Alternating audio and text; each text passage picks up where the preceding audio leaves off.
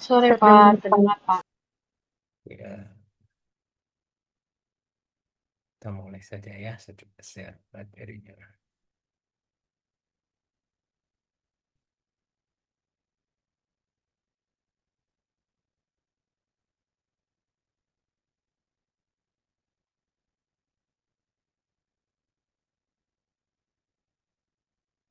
Oke,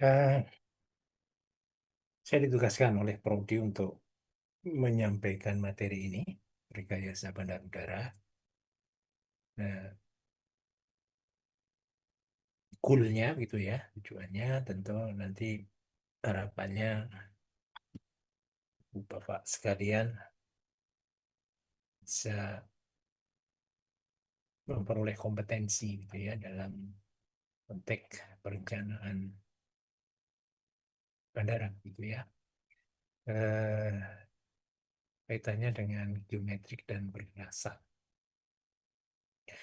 Nah, karena ini bobotnya SKS gitu ya, tentu nanti beberapa perlu Anda berdalam mandiri gitu ya. Nah, sebelum masuk ke materinya, mungkin saya perlu tahu dulu gitu loh ya. Eh,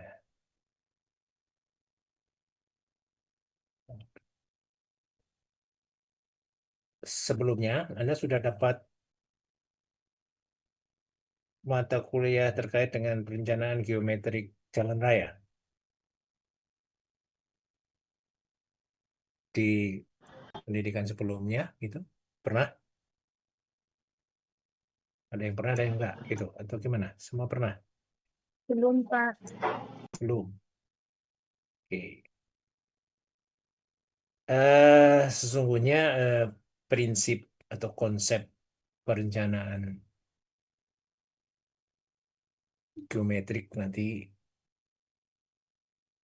bandara begitu ya, itu konsepnya sebenarnya mirip dengan apa yang kalau Anda sudah pelajari di jalan raya, gitu ya. Demikian juga perkerasan. Yang membedakan hanya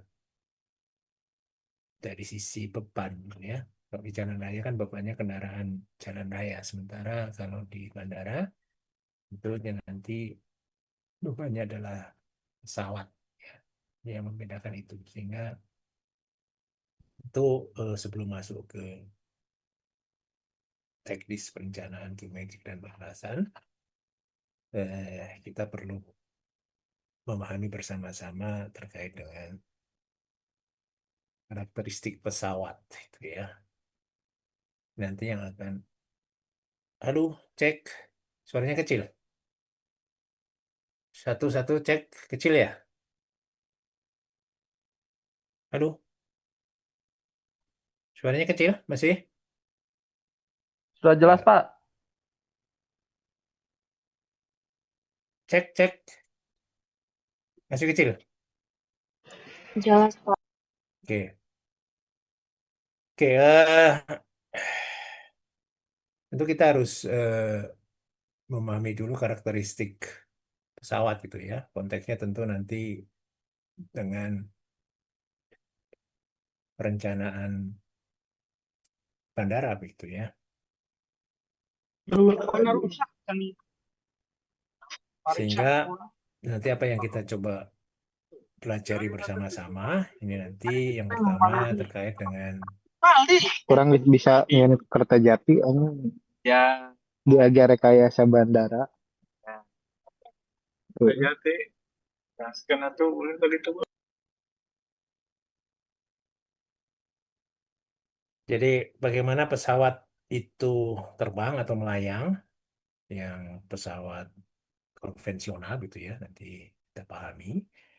Kemudian tentu terkait dengan infrastruktur yang kita akan bangun, salah satunya adalah fasilitas untuk pesawat lepas landas dan mendarat. Dalam konteks itu nanti ada kebutuhan panjang gitu ya.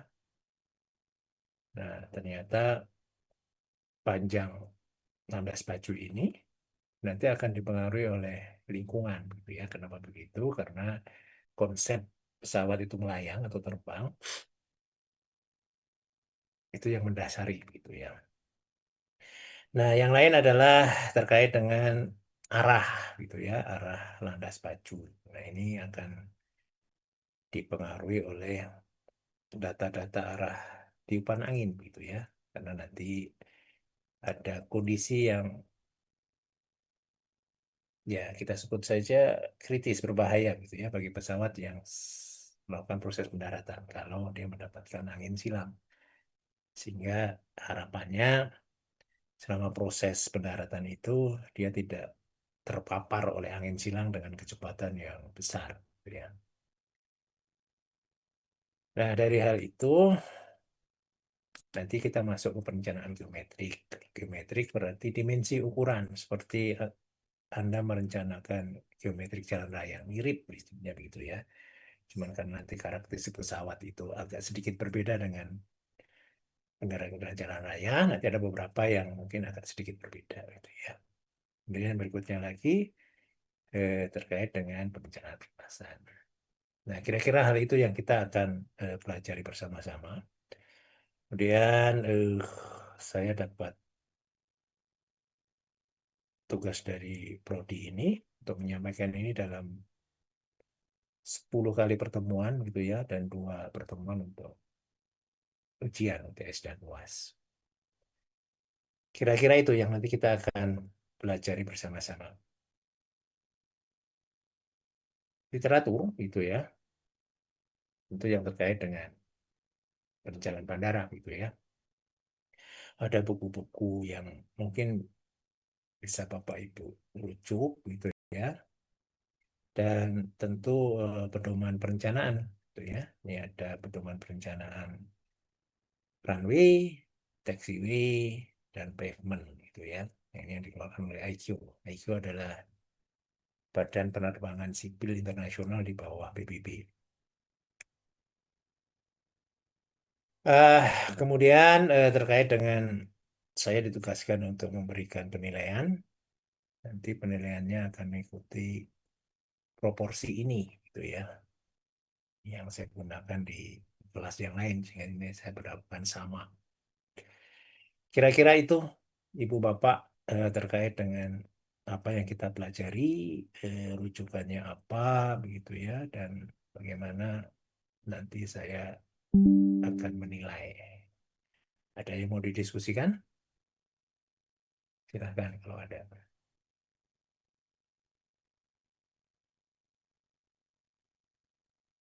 Jadi,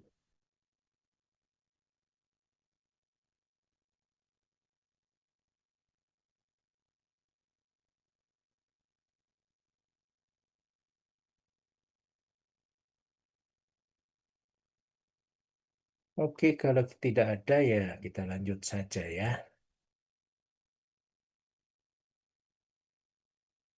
Lanjut terkait dengan karakteristik dari pesawat yang kita coba pahami bersama-sama gitu ya.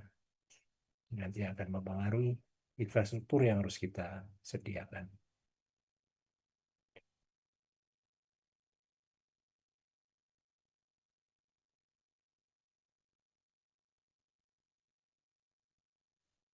Oke. Nah, kita akan melihat sejarah penerbangan gitu ya. Tentu Bapak Ibu bisa mandiri juga cari gitu ya. Siapa tahu yang saya jelaskan salah gitu ya. Ya nanti tinggal dikoreksi gitu ya. Nah, berdasarkan catatan sejarah dan buku yang tadi kita rujuk gitu ya, penerbangan yang kita sebut saja bertenaga mesin gitu ya, pertama kali ditemukan oleh dua bersaudara, ya, Wright bersaudara, di engineer atau teknisi gitu ya. Dia bisa membuat satu kendaraan bertenaga mesin gitu ya, dan bisa melayang. Waktu itu melayang sejauh 40 meter. Jadi ya nggak terlalu jauh sebenarnya ya. Nah, ini yang tercatat gitu ya. Nah, bagaimana pesawat itu bisa melayang gitu ya? Pesawat yang bobotnya lebih besar dari berat jenisnya lebih besar dari berat jenis udara itu bisa melayang. Sebenarnya sebentar. Ini ada yang harus saya lakukan sebentar.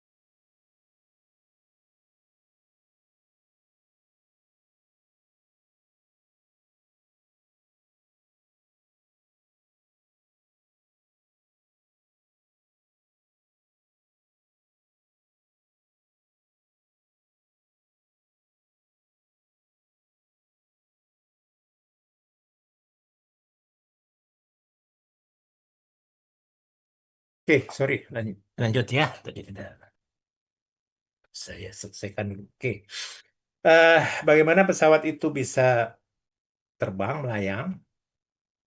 Ini dijelaskan oleh Bernoulli, gitu ya, menggunakan hukum Bernoulli itu, gitu ya. Ketika ada objek, gitu ya, kemudian ada aliran udara, mudah-mudahan ini terlihat, gitu ya. Nah, ketika ada aliran udara di bawah dan di atas objek itu dengan bentuk seperti itu, dan tentu alirannya harus laminer, gitu ya, bukan turbulen. Kalau turbulen nanti agak berbeda, laminer, gitu ya. Nah, dengan kondisi seperti itu, maka kecepatan di atas objek itu dan kecepatan di bawah objek itu, kecepatan aliran udaranya itu berbeda. Nah, karena ada perbedaan kecepatan aliran eh, fluida itu, gitu ya, maka akan ada beda tekanan, gitu ya. Nah, beda tekanan ini yang memberikan uplift nanti ya, memberikan gaya angkat. Tentu beda tekanannya harus lebih besar daripada bobotnya, gitu ya. Maka dia akan melayang. Kalau enggak, ya dia nggak akan melayang. Nah, penelitian lebih lanjut nanti juga akan secara detail gitu ya. Kalau Bapak Ibu mau mendalami terkait dengan pesawat, nanti ada beberapa hal gitu ya. Ada yang terkait dengan sudut teknya ini ya, begitu ya. Jadi ketika sudut teknya ini besar begitu ya, nanti dragnya besar. Dengan drag yang besar itu juga dia akan dapat update yang besar, kira-kira gitu ya. Ada tag eh, apa namanya sudut gitu ya, tag angle-nya itu. Nah, eh, artinya di situ nanti akan ada uplift. Tadi ada beda tekanan gitu ya. Nah, berapa besarnya gaya angkat itu? Salah satunya nanti akan dipengaruhi oleh kerapatan massa gitu ya. Kerapatan massa, kerapatan fluida.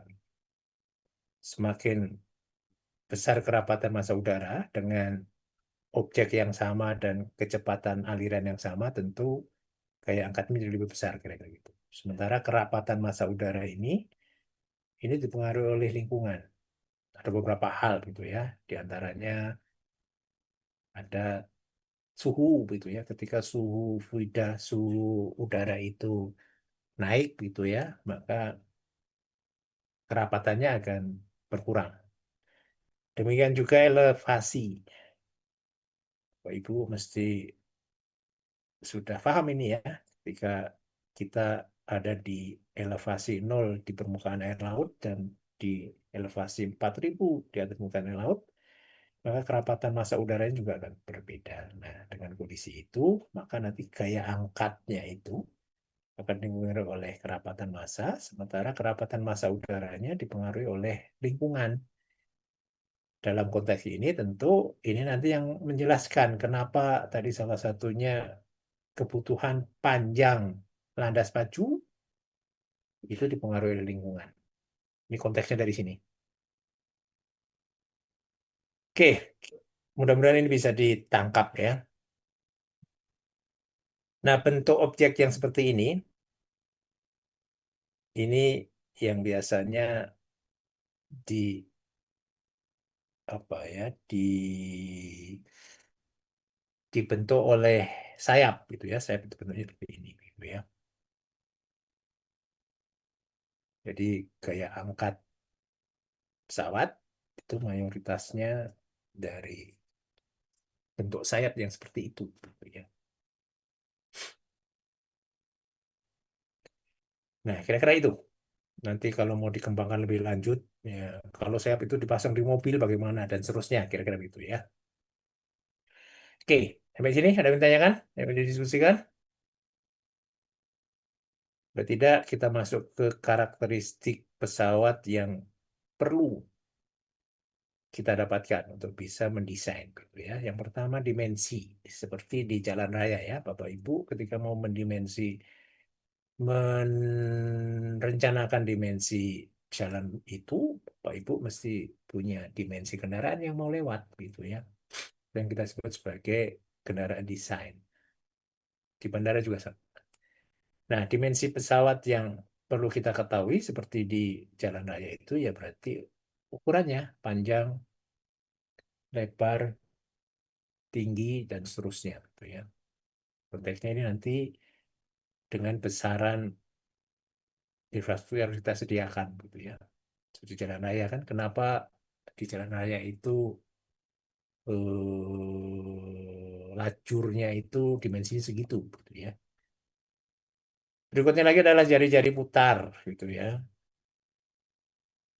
Karena pada saat pesawat melakukan gerakan di darat, dia juga menggunakan mekanisme yang hampir mirip, sama persis mungkin enggak ya, bermirip dengan kendaraan. Jadi dia perlu berbelok dan seterusnya. Kalau di permukaan itu, dia menggunakan roda itu untuk berbelok. Jadi bagaimana pesawat berbelok, ini nanti akan mempengaruhi dimensi dari infrastruktur yang kita sediakan. Kemudian yang berikutnya lagi adalah bobot dan kapasitas angkut. Nah, bobot dan kapasitas angkut ini konteksnya nanti terhadap perkerasan kalau ini ya. Jadi semakin besar bobot pesawat yang kemudian didistribusikan ke roda gitu ya, maka beban rodanya menjadi besar atau gaya yang akan bekerja pada perkerasan menjadi lebih besar. Nah, terkait dengan kapasitas angkut, dan ini nanti tentu ini akan berpengaruh pada ukuran dari terminal yang harus disediakan. Yang berikutnya adalah performa. Performa ini kemampuan pesawat berkinerja begitu ya. Ini akan mempengaruhi salah satunya adalah panjang landas pacu. Pesawat dengan bobot yang lebih besar belum tentu dia memerlukan panjang landas pacu yang lebih besar, belum tentu gitu ya. Tergantung nanti berapa hal. Salah satunya performa, kemampuan dorong atau thrust dari engine dan tadi struktur pesawat untuk mendapatkan gaya angkat itu. Gitu ya. Oke, kira-kira ini yang perlu kita ketahui. Jadi kalau Bapak Ibu akan merencanakan tentu perlu data ini gitu ya. Nah, di mana data ini didapat? Ya seperti di jalan ya, tentu dari pabrik pembuatnya begitu ya. Kira-kira begitu. Meskipun nanti juga ada yang berwenang gitu ya yang akan mengatur. Oke, terkait dengan dimensi gitu ya. Seperti di jalan raya panjang, lebar, tinggi. Nah, di pesawat juga sama gitu ya. Nah, lebar pesawat nanti kan ada lebar badan yang di namanya apa itu? Fuselage-nya itu ya. Tapi ada juga lebar sayap. Oh, nggih, mangga. Lebar sayap itu ya. Nah, artinya kalau kita melihat lebar di sini nanti kalau kaitannya dengan clearance begitu ya, itu bentang sayap akan menjadi pertimbangan. Tapi terkait dengan dimensi dari perkerasan sebagai contoh, maka tidak harus selebar bentang sayap. Dia cukup memperhatikan tepi-tepi roda pendaratan ditambah angka keamanan, kira-kira begitu. Kemudian ketika dia melakukan gerakan putar, ini seperti di kendaraan jalan raya begitu ya. Kan ada roda depan yang berputar, roda belakang fix gitu ya. Nah, karena seperti itu cara berputarnya, nanti akan ada jejak roda depan dengan jejak roda belakang yang berbeda. Sehingga di lengkung horizontal seperti itu, kita perlu memperhatikan apakah dengan lebar normal itu cukup atau perlu tambahan lebar. Kalau perlu tambahan lebar, ya harus disediakan gitu ya. Maka perencanaan seperti itu akan muncul nanti di taxiway. Gitu ya. Nah, berikutnya lagi adalah panjang. Nah, panjang ini juga sama, nanti ada panjang terkait dari hidung ke ekor begitu ya. Juga ada panjang dalam konteks roda depan ke roda belakang. Kalau roda depan ke roda belakang namanya wheelbase gitu ya. Kalau dari hidung sampai ekor itu namanya panjang. Nah, istilahnya saja berbeda gitu ya, karena pesawat ini bisa melakukan gerakan di darat dan sekaligus juga bisa melakukan gerakan di udara atau melayang. Kira-kira begitu terkait dengan dimensi. Sebagai ilustrasi, ini gambar pesawat tampak depan begitu dan tampak samping. Apa yang disebut dengan wingspan, apa yang disebut sebagai wheel tread, gitu ya. Nanti ada data yang ini yang model begini itu. Nanti ada data yang menunjukkan dari as ke as, gitu ya. Ada yang menunjukkan dari tepi ke tepi, tergantung nanti datanya. Tapi lebih penting yang perlu kita perhatikan nanti adalah tepi ke tepi perkerasan begitu ya.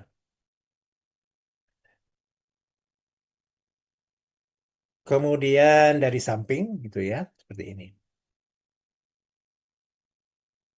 Kalau narasinya Bapak Ibu bisa baca saja ini ya. Kemudian ini data pesawat. Sekarang pesawat penumpang yang terbesar seingat saya adalah A380 gitu ya. Dia kapasitas seatnya sekitar 525. Bobot pesawat pada saat dia lepas landas atau yang disebut sebagai maximum structural takeoff weight itu adalah 1.235.000 pon. Kira-kira setara berapa ya? 600, 500-an gitu ya. Ton, lumayan ya. Lumayan besar gitu ya. Sebagai perbandingan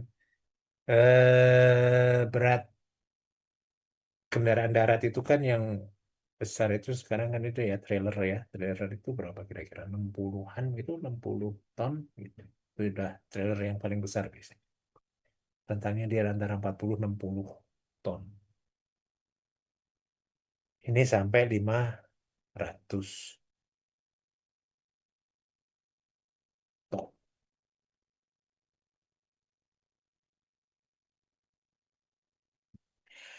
Panjang landas pacu yang diperlukan, ini kondisi standar. Nanti kita lihat kondisi standar seperti apa. Kira-kira 10.000 feet. Kalau kita bagi 3,3 itu ya kira-kira berapa ya? 3,5 gitu. 3,5 sampai 4 lah ya. 3,5 kilometer. Lumayan panjangnya. Nah, ini pesawat yang lain. Nah, nanti pesawat itu dibedakan atas narrow body begitu ya. Dan satu lagi itu wide body.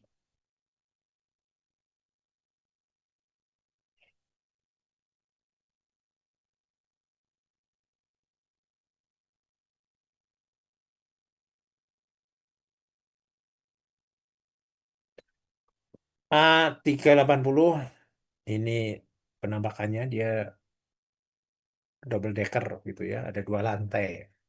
Kalau Boeing 747 itu ada 2 lantai di bagian ujungnya saja gitu ya. Kalau ini dari ujung sampai ekor 2 lantai. Ini data kalau di strip gitu ya, dikuliti gitu ya, arrangementnya seperti apa dan seterusnya. Ini data spesifikasi teknisnya. Sementara ini adalah pesawat yang lain. Kemudian ini perkembangan bentang sayap. Makin lama makin besar begitu ya, kecenderungannya gitu ya.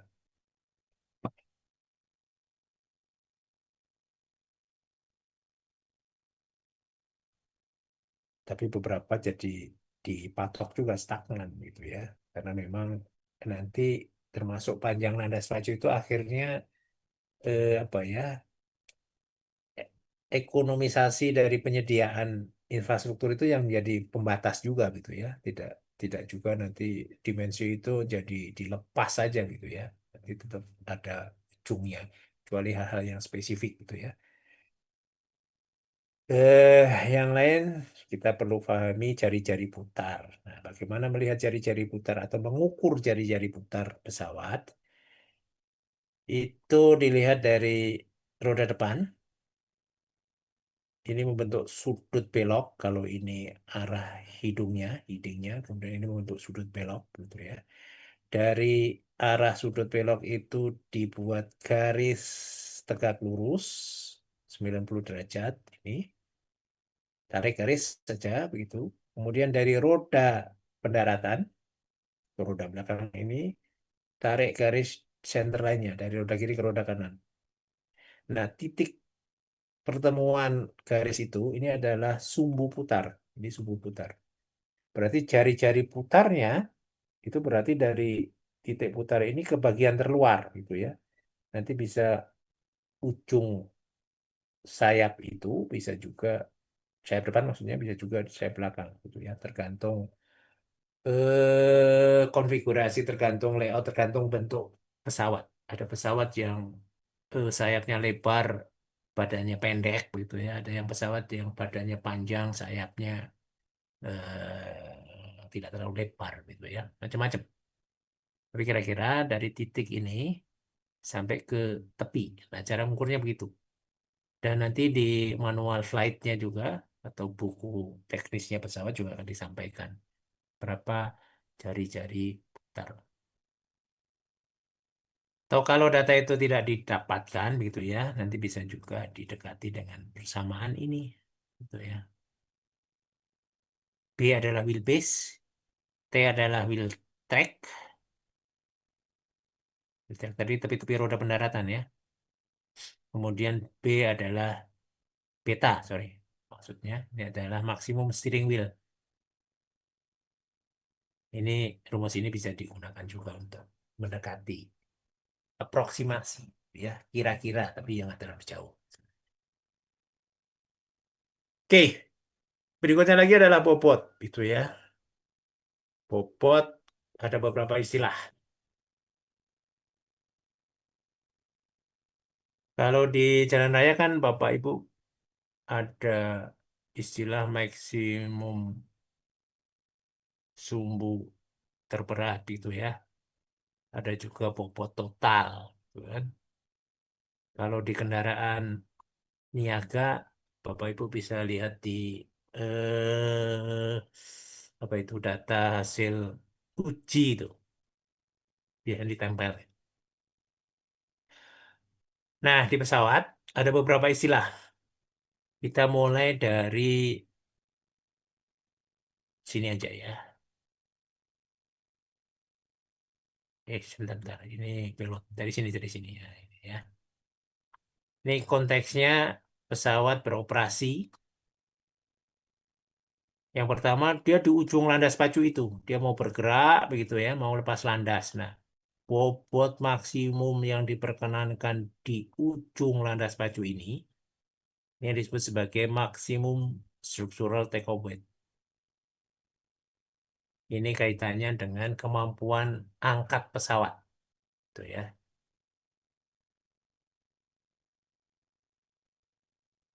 Berarti kalau ini landas pacu gitu ya, di ujung landas pacu sebelum dia lepas landas. Ini maksimum struktural take-off weight. Sebelum sampai ujung landas pacu ini, berarti kan dia parkir dulu di apron, di tempat parkir itu.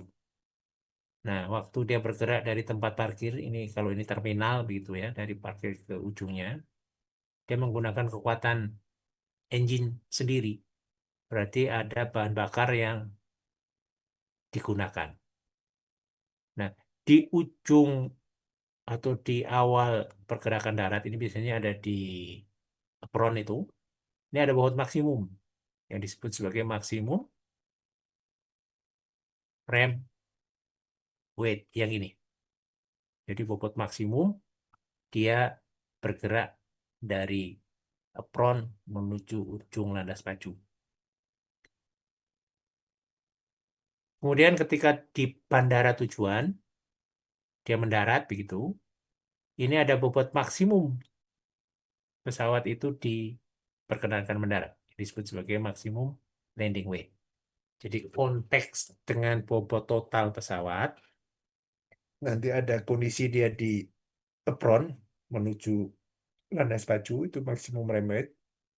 Di ujung landas pacu, itu maksimum take off weight. Kemudian ketika sampai bandara tujuan mendarat, itu ada maksimum landing weight.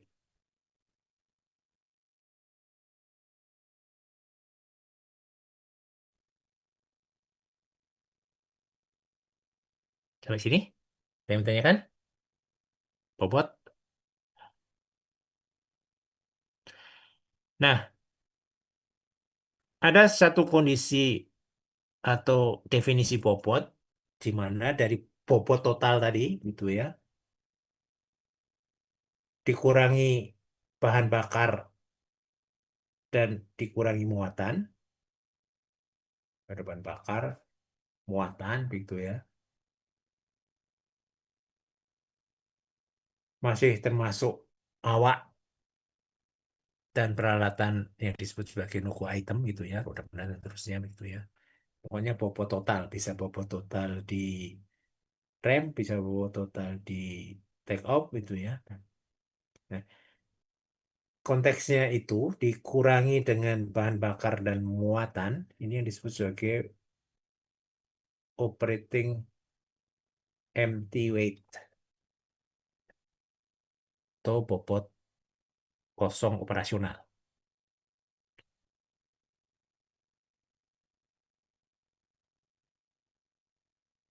Semua bobot yang tadi, yang maksimum-maksimum tadi, yang ini yang tiga ini, di luar bahan bakar, tadi hanya dikurangin bahan bakar yang disebut sebagai zero fuel weight. Gitu ya. Nah, ada bobot yang terkait dengan muatan yang disebut dengan payload. Ini adalah payload.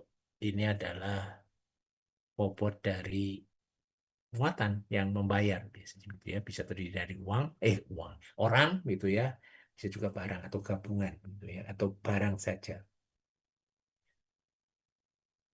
Nah, payload ini ada maksimumnya terkait dengan struktural gitu ya, kemampuan pesawat ini yang disebut sebagai maksimum struktural payload. Jadi ada beberapa istilah ini. Nah, kalau kita gambarkan kira-kira begitu ya, kita ilustrasikan, saya coba hapus saja ini, kemudian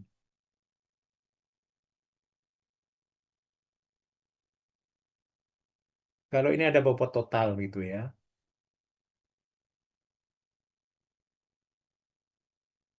Kemudian dari istilah-istilah bobot tadi, ya kita sebut saja sekarang maksimum structural take off weight gitu ya. Maka komponennya nanti akan ada operating weight empty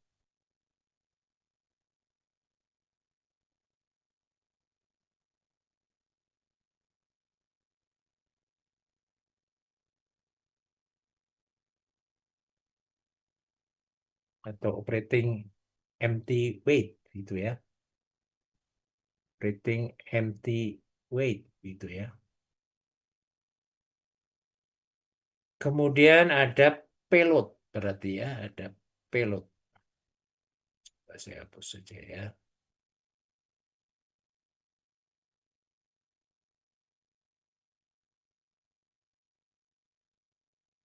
Ini operating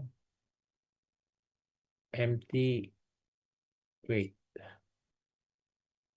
Ada payload. Kemudian ini ada fuel.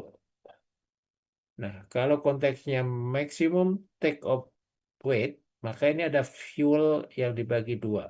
Ada yang terkait dengan cadangan, begitu ya. Ada yang terkait dengan perjalanan.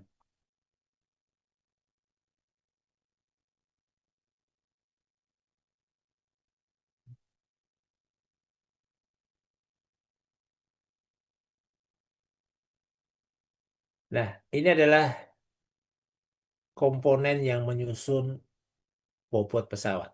Jadi ada operating empty weight atau bobot kosong operasional itu. Ada payload, ada fuel. Fuel kalau kita bicara maximum take off weight berarti ada cadangan dan perjalanan.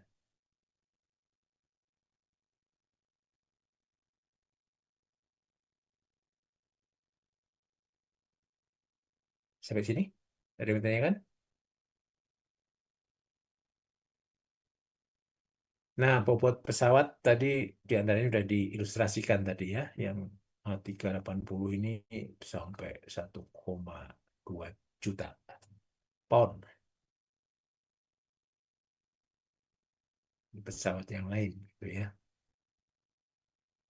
Nah, ini kecenderungan bobot pesawat yang makin lama makin besar.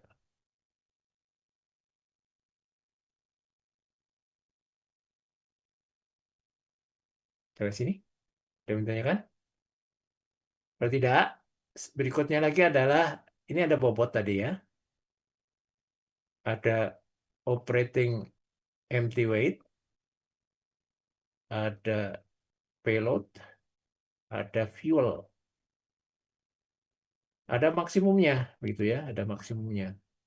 Tergantung tadi. Kalau mau mendarat berarti maksimum landing, gitu ya. Kalau mau lepas landas maksimum take off. Nah, kalau kita lihat maksimum take off, itu ya, berarti kalau nanti mau jalan jauh, kira-kira gitu ya, apa yang harus dilakukan? Berarti kan bahan bakarnya harus banyak. Kalau bahan bakarnya harus banyak, sementara maksimumnya itu tetap gitu lah. Ini kaitannya dengan gaya angkat kan. Maka mau tidak mau operating empty weight ini kan fix. Untuk pesawat tertentu ya segitu gitu ya. Berarti nanti akan ada trade off, ada pertukaran antara payload dengan fuel. Nah, karena ada pertukaran payload dengan fuel dengan definisi apa istilahnya itu? Jarak jangkau itu, jarak jelajah gitu ya. Jadi dari jarak jelajah pesawat itu maksudnya adalah jarak terjauh pesawat tanpa ada pengisian ulang gitu ya, bahan bakar gitu ya. Maka akan ada hubungan antara jarak jelajah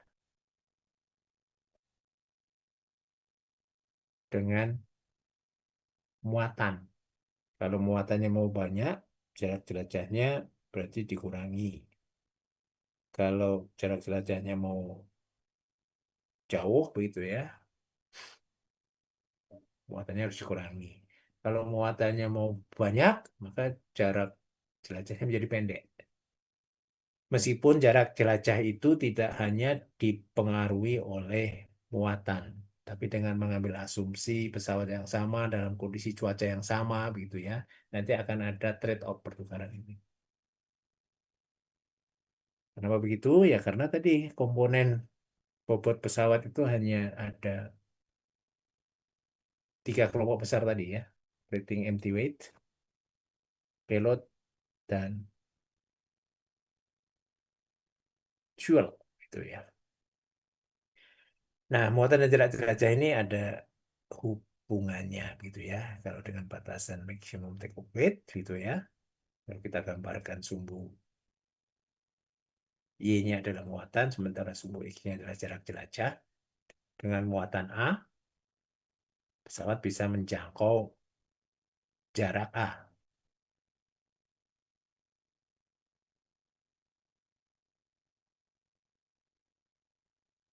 Dengan maksimum take off weight ini. Nah, kalau sekarang muatannya diturunkan menjadi PB begitu ya, berarti kan dia bisa menambah bahan bakar. Jarak yang bisa dia tempuh menjadi B, lebih jauh. Ya. Ada satu kondisi lagi tanpa muatan tadi ya. Berarti tentu ketika dia lepas landas, dia tidak sampai ke bobot maksimumnya itu. Gitu ya. Bukan maksimum take off, dia lebih kecil dari itu. Gitu ya. Nah tentu ini akan bisa menjangkau jarak yang lebih jauh. Itu kita sebut jarak C. Jarak C ini adalah jarak di mana bahan bakarnya penuh gitu ya, muatannya nol gitu ya, payloadnya nol. Ini disebut sebagai jarak pengantaran biasanya.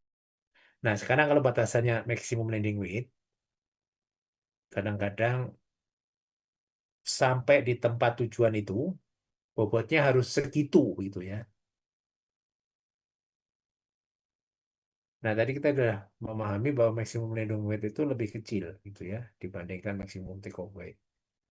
Artinya, untuk sampai jarak yang kurang dari A, begitu ya, berarti nanti ada bobot yang maksimumnya harus tercapai. Karena kalau tidak, ya harus mengurangi sesuatu untuk bisa mendarat kalau dia lebih berat. Nah, biasanya yang dibuang adalah bahan bakar. Maka ada kada kalanya karena range-nya lebih dekat begitu, maka bahan bakarnya juga tidak diisi penuh. Terjadi pergeseran sekarang ya dengan muatan yang sama gitu ya. Titik D. Jadi ada pergeseran dari A ke D.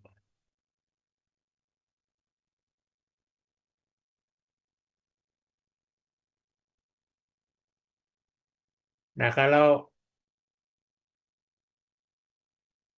kondisinya seperti itu ya. Sementara rentangnya tadi menggunakan maksimum take off weight, tentu dia akan mencapai jarak yang lebih jauh yang E ini, gitu ya.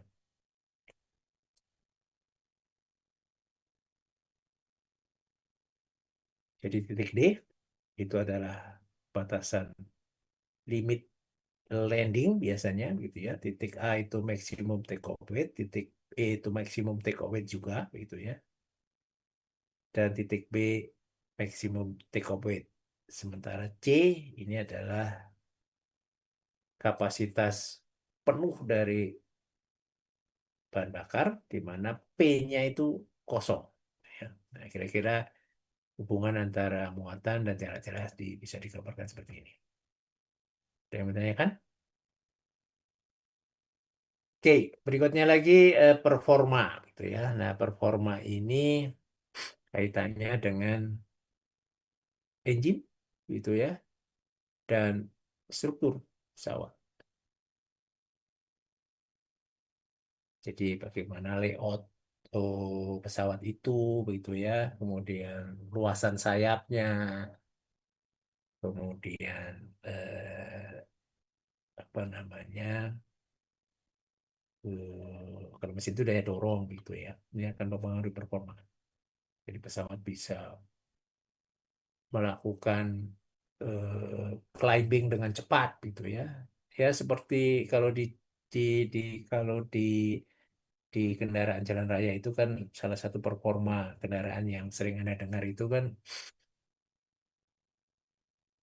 kendaraan ini bisa mencapai kecepatan 0-100 dalam waktu 3 detik. Nah, misalnya itu kan performa itu ya gitu. Nah, ini juga sama.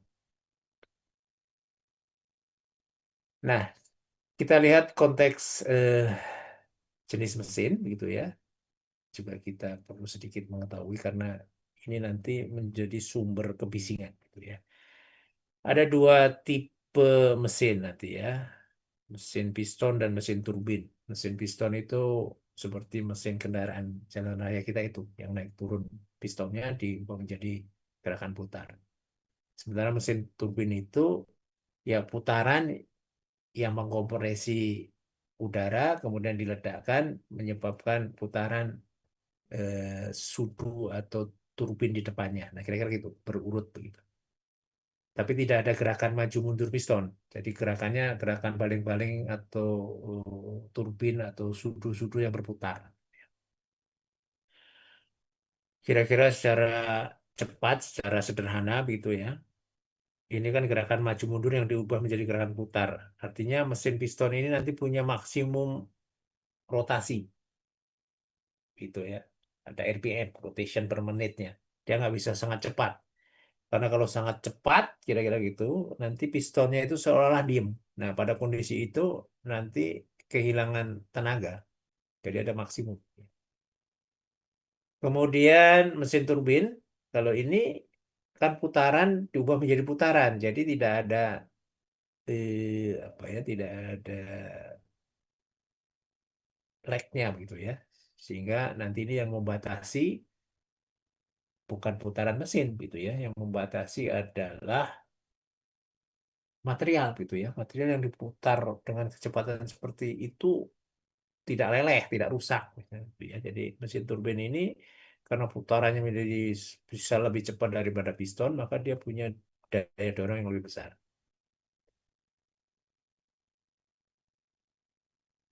Nah, sekarang gerakannya gitu ya, gerakan ke depan pesawat. Kalau di mobil itu gerakan piston maju mundur dijadikan gerakan putar, gerakan putarnya itu di dikonversi ke gerakan putar ban.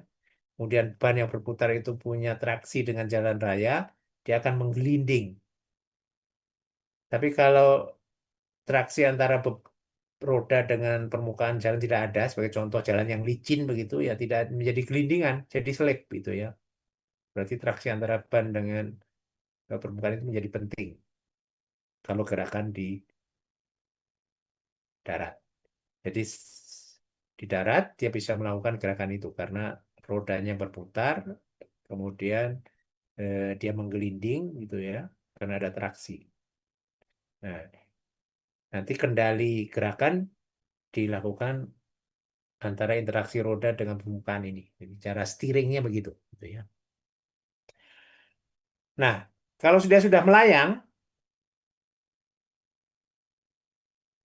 kalau kita menggunakan mekanisme seperti itu, gitu ya, gelindingan roda ini, maka gerakan majunya kan tidak ada jadinya. Apakah rodanya berputar? Di udara itu berputar, tapi antara roda dengan udara nggak punya friksi, nggak punya traksi. Maka ya tidak ada gerakan maju, gitu ya. Kalau tidak ada gerakan maju, nanti kecepatannya akan turun. Nanti gaya angkatnya jadi tidak cukup kuat untuk mengangkat, maka akan jatuh kalau mekanisme gerakan ke depannya dilakukan dengan cara itu. Maka ketika sudah di udara, mekanisme gerakan ke depan pesawat itu didapat dari putaran baling-baling yang menyedot udara ke belakang, maka menggerakkan pesawat ke depan.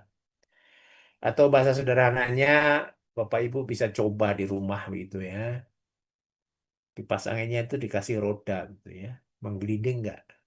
Mestinya menggelinding. Pertanyaan berikutnya lagi kan bagaimana mengendalikan gelindingan itu kan. Kalau di kendaraan jalan raya kan menggunakan steering.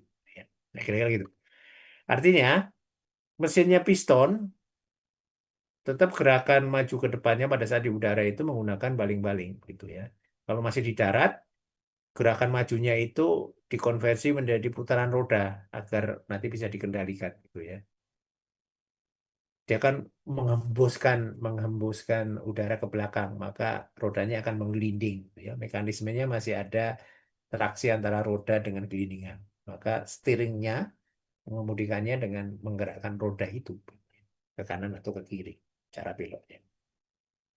Tapi kalau sudah di atas, maka cara beloknya tidak seperti itu lagi gitu ya. Dia menggunakan drag aja gitu ya. Drag kiri dan drag kanannya tidak sama, nanti dia akan berbelok. Ya kira-kira gitulah ya. Nah artinya gerakan maju ketika sudah ada di udara itu menggunakan baling-baling. Mesinnya piston. Nah kalau mesinnya turbin, gerakan majunya itu bisa karena propeller gitu ya, karena apa namanya baling-baling tadi. Bisa juga karena yang lain yang disebut dengan jetting. Jetting itu kira-kira seperti cumi-cumi itu. Jadi menyemprotkan sesuatu, dia akan bergerak ke depan. Gitu ya. Nah, kalau mesinnya turbin gerakannya dengan baling-baling disebut dengan turbo propeller. Kalau gerakannya ke depannya dengan jetting, mesinnya dengan turbin namanya turbojet. Turbo propeller ini gerakan majunya itu tidak sekuat jet gitu ya. Cuman yang jetting ini bahan bakarnya lebih boros dibandingkan dengan propeller. Gitu ya. Nah, ini kelebihan dari masing-masing itu coba digabung. Jadi turbofan. Turbofan itu seperti turbo propeller ini, cuman baling-balingnya itu dibungkus kira-kira begitu. Turbofan itu seperti turbo propeller ini, cuman baling-balingnya dibungkus. Sehingga nanti ada rasio langkau namanya. Jadi rasio putaran baling-baling depan itu dengan putaran baling-baling mesinnya. Oke, ini mesin yang paling baru gitu ya. Perkembangan berikutnya lagi itu nanti ada ramjet dan seterusnya macam-macam gitu ya. Bahkan tidak tidak clean begitu ya. Artinya di gas buangnya itu gitu ya masih ada bahan bakar yang terbuang.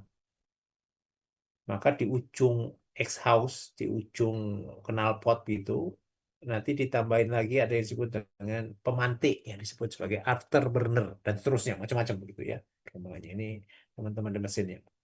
Tapi paling tidak kita memahami bagaimana mesin pesawat itu dari dua kelompok ini dan bagaimana gerak majunya.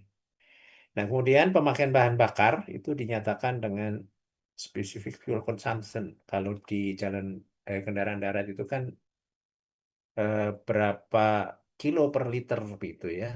Nah, kalau ini nanti dia menggunakan bobot. Berapa ton dorongan per ton bahan bakar per waktu gitu ya. Kira-kira engine begitu. Ada yang mau ditanyakan? Sekalian.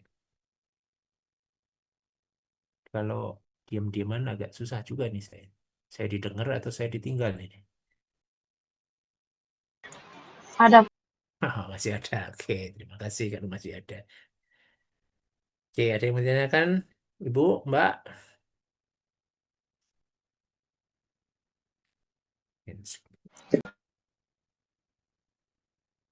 Sudah ya, kita lanjut aja ya. Nah, kita lanjut saja.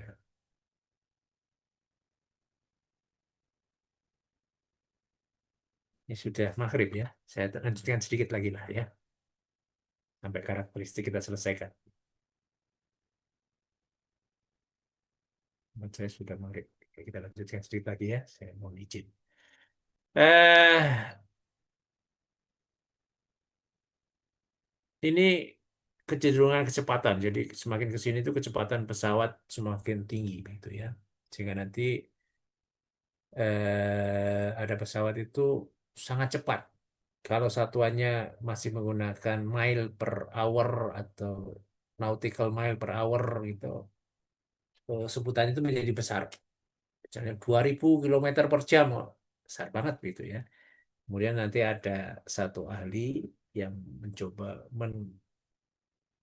apa namanya, mengekspresikan kecepatan pesawat itu dengan cara yang lain. Dia membandingkan dengan kecepatan suara, gitu ya, karena semakin cepat.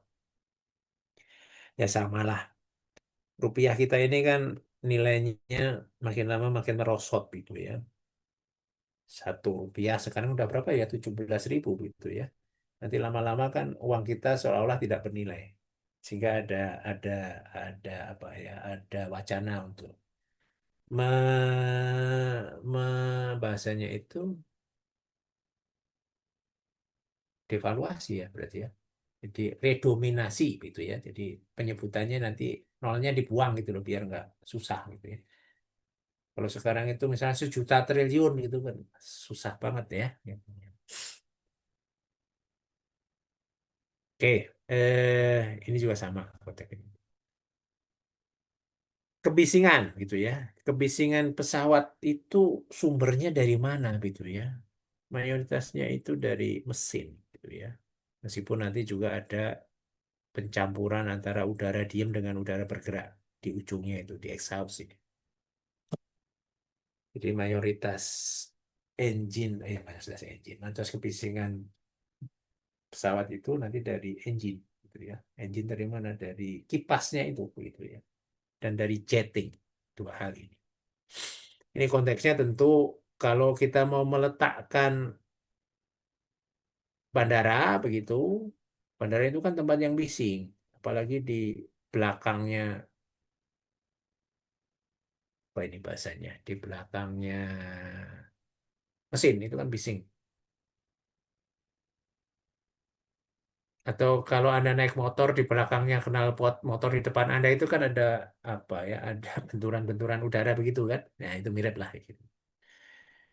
Apa maksudnya? Berarti tentu kita nanti perlu menaruh bandara itu sedemikian rupa sehingga tidak mengganggu fungsi yang lain. Fungsi yang lain itu contohnya perumahan gitu ya.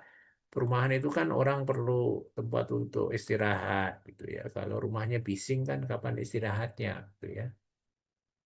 Nah, tentu kalau rumah ini dekat bandara, mau tidak mau juga tidak suka menjadi bising.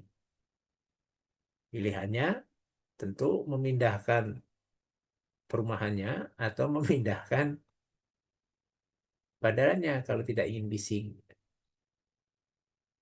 Sehingga nanti ada ketentuan jarak, misalkan gitu ya. Kemudian yang lain untuk bisa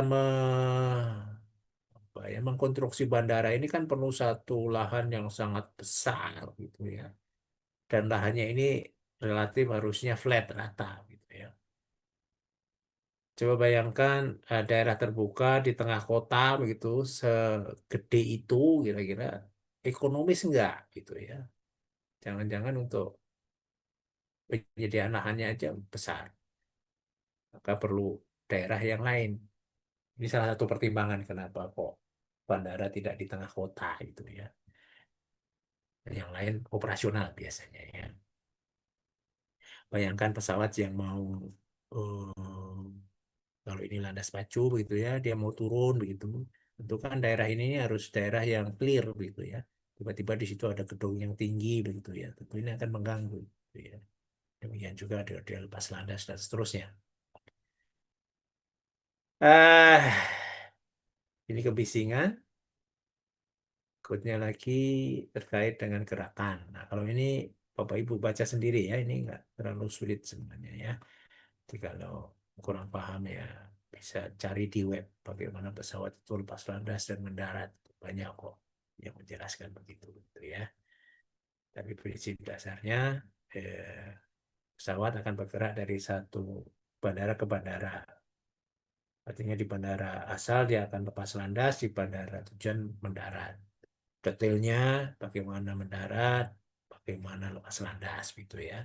Nanti tinggal dibaca. Nah, karena pesawat itu kecepatannya tinggi begitu ya, maka bahasanya itu menjadi dia ketika operasional itu perlu perlu bantuan atau guidance yang lebih dibandingkan yang gerakannya lebih lambat gitu ya. Sehingga di area-area bandara itu akan ada alat-alat yang digunakan untuk memandu, baik lepas landas maupun mendarat. Nah, kalau Anda baca lagi begitu ya, Anda lihat data-data begitu, pada saat mendarat dan lepas landas gitu ya, maka bahasanya itu mendarat itu bagian yang kritis gitu ya. Banyak pesawat itu celaka itu pada saat mendarat. Kalau saya nggak salah, coba nanti dicek aja. Kalau saya salah dikoreksi aja, gitu ya. Yang lepas landas itu ya ada yang celaka gitu ya, tapi lebih banyak itu mendarat. Ya, gitu ya. Maka alat bantu pendaratan itu biasanya lebih kompleks. Nanti ada yang disebut dengan instrumen presisi dan non presisi gitu ya. Kalau presisi itu berarti X, Y, Z-nya itu dipandu gitu ya. X, Y, Z. Nah, kira-kira apa alat-alat yang ada di situ? Ya banyak gitu ya. Ini contohnya ilustrasi alat-alat apa yang ada di bandara gitu ya. Beberapa tentu tidak terkait dengan sipil gitu ya. Tapi paling tidak nanti layoutnya sipil mesti memahami bahwa alat-alat itu perlu gitu ya. Untuk ketika nanti kita mendesain ada lintas tim, lintas multidisiplin gitu ya. Nanti akan ada interaksi di situ. Kira-kira begitu Bapak Ibu, ada yang mau ditanyakan? Tidak? Tidak, berikutnya nanti Bapak Ibu pelajari terkait dengan panjang landas pacu. Bagaimana panjang landas pacu itu ditetapkan, kemudian hal-hal apa, dan seterusnya. Ya, nanti dibaca. Minggu depan kita lanjutkan untuk menjelaskan. Begitu, Bapak Ibu, ada yang menanyakan? Cukup? Cukup banget. Oke, kalau cukup, saya izin Dip. Sampai ketemu minggu depan. Terima kasih. Selamat. Terima kasih, Pak. Terima Terima kasih. kasih, Pak. Terima kasih Pak Ferry. Terima kasih, Pak.